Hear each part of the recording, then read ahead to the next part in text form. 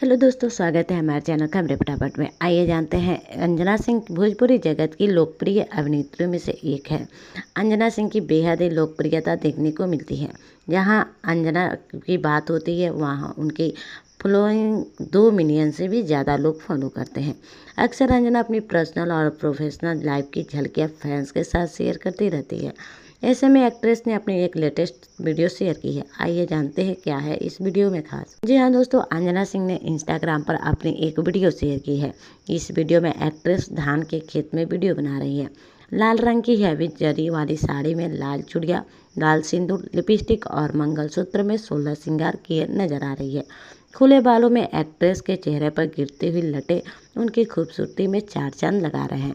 Actress इस video में भोजपुरी गाने जल्दी चलो नहवारवा पर रील बनाती नजर आ रही है। जानकारी के लिए बता दें कि अंजना सिंह एक सिंगल मदर है। एक्ट्रेस ने साल 2013 में भोजपुरी एक्टर यश कुमार से शादी की थी।